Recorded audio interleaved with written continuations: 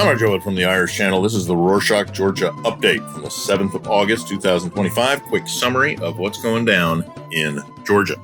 Wednesday the 6th, a judge sentenced Amaglobeli, founder of media outlets Batumalebi and NetGazeti, to 2 years in prison, changing her charge from assaulting a police officer to resisting one. Goes back to January 2025 when police detained her twice during pro-European protests in Batumi in southwestern Georgia. Second time, she slapped Irakli Trebuadze, a Batumi police chief. She said that during her first detainment, Trebuadze verbally abused her, spat in her face, and told officers to stop her from drinking water or using the bathroom, which led to Mzia slapping him. 24 embassies condemned the verdict as disproportionate and politically driven, calling it part of a broader pattern of pressure, intimidation, and violence against journalists in Georgia.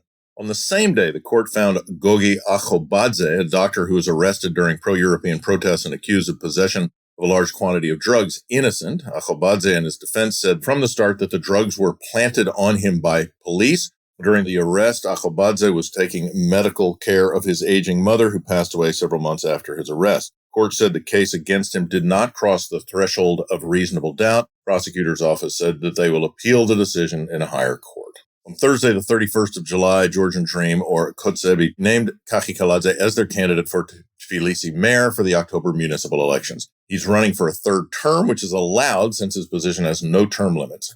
Kaladze said the city has come a long way in the last 8 years and introduced his new campaign slogan, Peace to Georgia, More Good for Tbilisi, which is similar to the party's slogan in last year's parliamentary elections and pushes the idea that the Kotsebi are the ones keeping the country from the perils of war with Russia.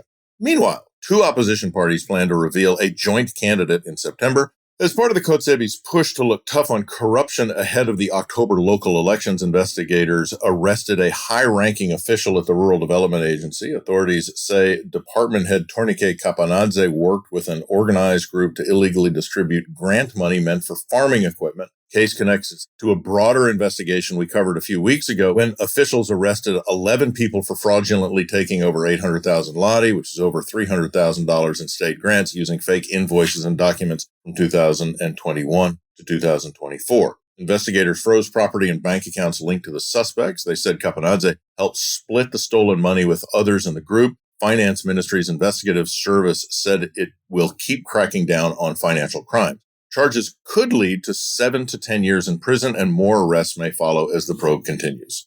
Next up, on Monday the 4th, the Revenue Service announced a probe into a rental agreement between Peter Fischer, the German ambassador, and Mamuka Khazaradze's wife. Khazaradze is the founder of Coalition Strong Georgia, or Zlieri Lelo, currently in prison along with other opposition leaders for refusing the summons to appear before the Parliamentary Temporary Investigative Committee. Khazaradze's wife owns a Tbilisi apartment Fisher rents. Officials say they're checking for possible tax violations.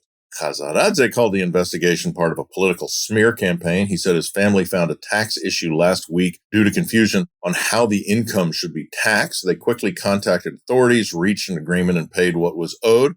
However, Kotsebi were quick to capitalize on this news, accusing Fisher of unethical behavior for renting an apartment from an opposition politician. Meanwhile, Parliament's investigative committee, led by Kotsebi MP Tea Tsulukiani, approved the draft version of its final report on Monday the 4th. Tsulukiani said the document spans 430 pages and was unanimously supported. Public won't see it until early September when the full Parliament discusses it in a plenary session. Tsulukiani wants the report published as a book and translated into English. She says it could help investigative agencies, courts, and NGOs dig deeper into the topics covered. The committee focuses on alleged wrongdoings of political figures and officials from 2003 to today, especially those linked to the previous ruling party. Several opposition leaders, including Nika Melia, Nika Gvaramia, Zura Japaridze, and Mamuka Khazaradze, remain in prison for refusing to participate in the committee's sessions. On Sunday the 3rd, the police raided the home of Levan Mazmishvili, a Georgian fighter who recently returned from the front line in Ukraine, late at night in the village of Shindisi near Tbilisi. His father, Miriam Mazmishvili, said officers climbed in through a window around 3:30 a.m., armed and searching for weapons. They damaged furniture during the search and confiscated a legally registered hunting rifle, the only weapon in the house. Miriam said he didn't understand the reason behind the raid, but suspected it might be tied to his son's time fighting in Ukraine. He pointed out that both he and his son are war veterans and questioned why someone who fought for his country is being treated like a criminal. The family has filed a complaint with the Interior Ministry's Internal Affairs Unit citing possible police misconduct. Kotsebi doesn't like Georgian citizens fighting in Ukraine against Russia as they consider it a provocation against Russia. They also are afraid of people with military experience as they think the opposition could use them to fight against the party. While some Georgian fight for Ukraine, others are sanctioned for actions against Georgia. Ukrainian President Volodymyr Zelenskyy imposed new sanctions on 94 people, including 2 Georgian sailors. The list targets the captains of Russia's shadow fleet. In other news, Levan Gogichaishvili from Gogi Gaharia's Party for Georgia, or Sakartvelostvis, said on TV Formula that Gaharia's return to the country right now would be a wrong move. He said Gaharia, who has been abroad for several weeks, partly due to the risk of facing imprisonment, like so many other opposition politicians, will come back when the time is right. Gogichaishvili said that Gaharia continues high-level meetings aimed at countering the damage caused by the Kotsebi and recently helped delay an EU decision on suspending visa-free travel. On Monday the 4th, Russian media reported that authorities put Georgian opposition leader Aliko Elisashvili on an international wanted list and sentenced him to prison in absentia. Elisashvili is currently a member of Zlieri Lelo and one of the frontrunners of the opposition's Tbilisi mayoral candidacy. He faces charges under Russia's law against mercenary participation in armed conflict. He traveled to Ukraine in March 2022 to fight against Russia and reportedly took part in battles, including in Irpin. Russia says he left Ukraine in April 2022 and returned to Georgia. They say he received payment for his involvement. On Wednesday the 6th, the International Society for Fair Elections and Democracy, ISFED, published a report on pro-government social media activity in early 2025. It found that pro-government propaganda outlets and anonymous Facebook pages frequently shared hundreds of identical or near-identical content. These pages backed the ruling party, attacked pro-Western opposition, NGOs, and critical media, and spread deep state conspiracy theories, accusing the West of unrest and interference. They portrayed protests as foreign-funded, promoted anti-Ukraine messages, and framed the Kotsebi as the sole defenders of sovereignty.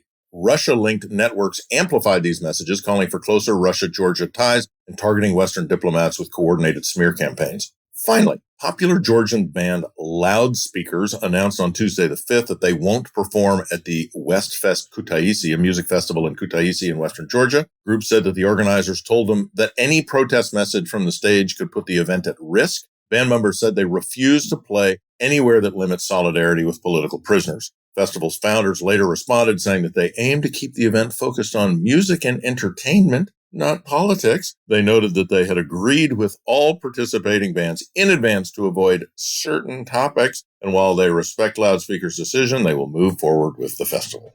And that's it for this week. Thanks for joining us. Did you know we do lots of other updates? We've got non-country updates, Arctic multilateral shows, country updates with a selection of countries from across the world. Check out the full list in the show notes. Nachandis.